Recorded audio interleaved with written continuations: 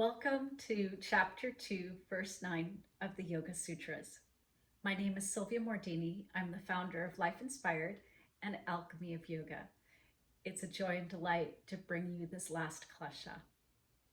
Here we go. The last one. Klesha, if you recall, means obstruction, obstacle, illusion, veil. And so the last one.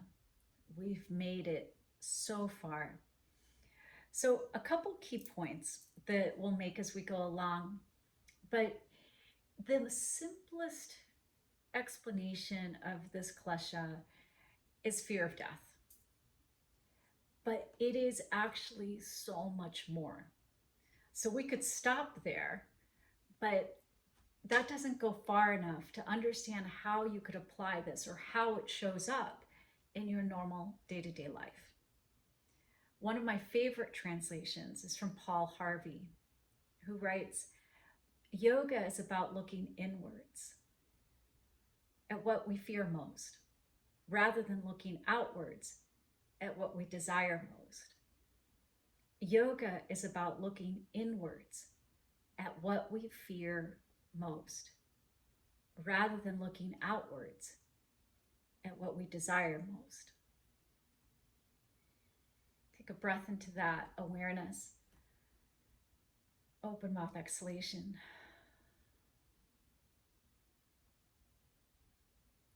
And then from Krishnamacharya, there are essentially three causes for fear: desire, disease, and death. There are three causes for fear: desire, disease, and death. So the first key point is that there is a strong desire for life that is inherently established within us as human creatures. And it is even furthermore established in the learned. There's a distinction here between the wise and the learned. The wise are those that have dissolved all five kleshas. But the learned, we're still on the path and the obstacles are still there. So just keep that and hold that to heart. Because being learned just means that we're intellectually strong. But being wise is we've eradicated the obstacles. Now, the second key point is that this desire for life means that it is held and sustained by some inherent force. It's just within us, this desire for life. Okay? And this sense of loss is an identification of the body as the self. But we learn from the very beginning the Atma, the soul, is the true self. And we had those explanations of what is changing and impermanent and what is permanent and never changing but constant. And all this other stuff, our hair, our skin, our body, our age, our roles, our jobs, all those things are changing. But that is constant is the soul, the Atman. And so when this obstacle, this klesha, acts up, we forget that we are not our body. We are more than our body. And I received that lesson when I lost my father at the age of 25, that he continues on and being with me, and his presence is here with me, even now in this moment. His body was impermanent, and that was done. It had an expiration date. And the Sutra reminds us that everything has an expiration date. But his soul is infinite, as is yours. So when we identify with the body, that then sets us up for this clinging and attachment to it, whether it's the way it looks at a certain age, what it's able to do, at certain ages. And so yoga teaches us to make peace with our limitations, with this reminder that everything has an expiration date.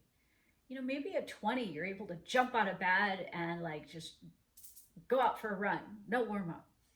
And then at 80, you step out of bed and you need a warm up before you go out for a run. Maybe you're not even running, maybe you're walking now.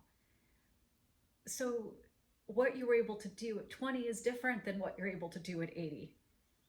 And so be it.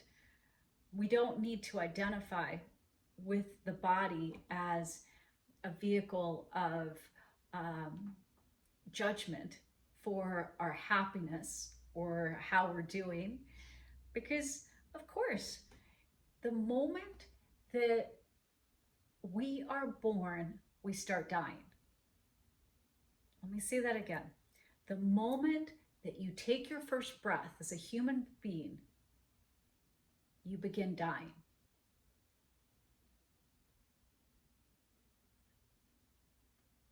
And so it is. That's then that dawn point, and then we begin the descent. So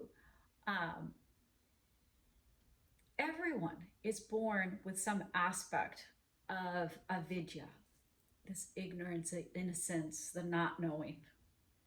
And that's why this desire for life is also inherent to us.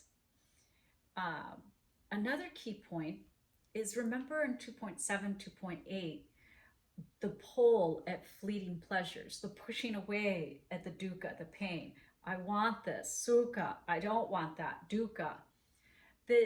Those are an immediate cause of this state of ignorance when it comes to this particular klesha. And so the stronger the I want that likes, I don't want this dislikes, this is my preference, this is not my preference, the stronger those are, and the more you practice the push-pull, the tug of war, then the better you get at those. And thereby, the stronger and more prominent your fear of death and your desire for life is. So if you're always in this epic push-pull, high contrast, then your desire and clinging to life and the pushing away at endings and at death are going to be stronger as well.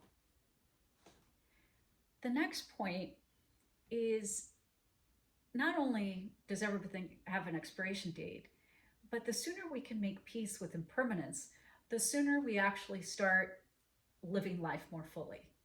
And sadly, a lot of people leave this life never having actually given themselves to it. They live this life as if they're just half born, holding back,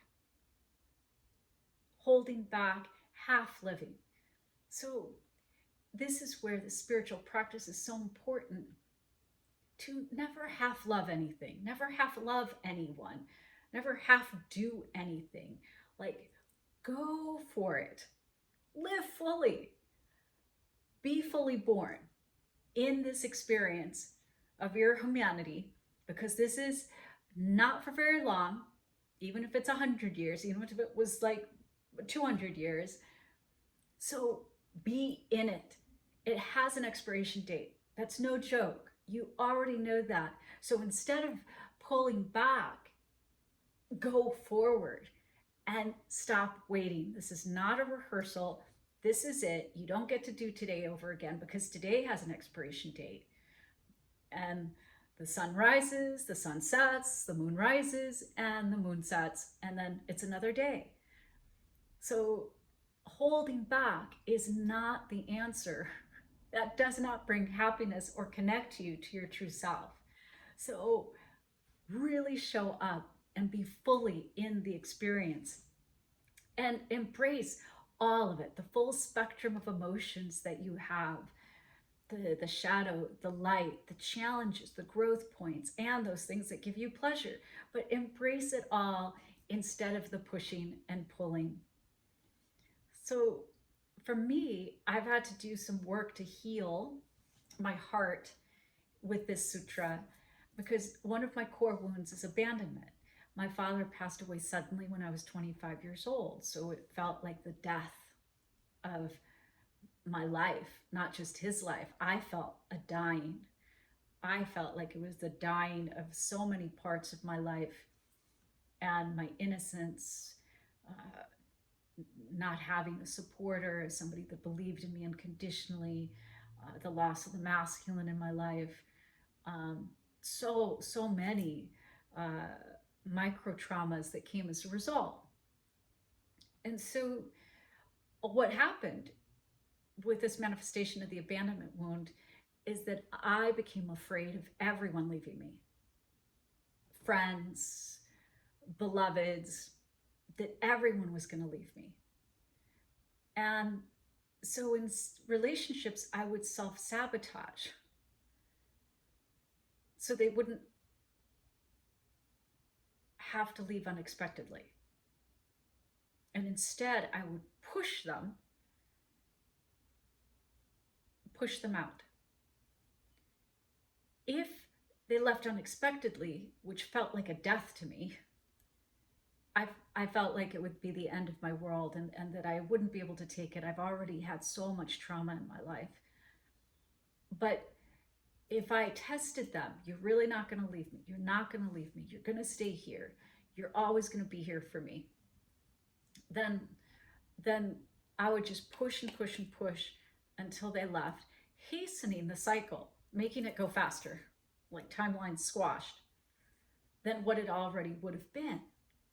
Maybe that friendship, that relationship would have lasted 80 years in this lifetime, 90 years, 50 years. But because I had such a fear of the ending, that's then what made it go faster in an unnatural way rather than letting it play out in the natural cycle, thereby hurting myself even more. So if that lands, so just ask yourself for journaling, for contemplation, how comfortable are you with endings? In yoga asana, we practice shavasana to teach us how to be graceful with endings as much as we are with beginnings. The end of a job, the end of a cycle, the end of a relationship. Just think about where in your life you're currently experiencing expirations, and if you can try to be more graceful and easeful with them so that you too can become wise and dissolve all 5 of the kleshas. The last thing I'll say is that what resulted is I would have, before something ended, a condition I've coined premature sadness.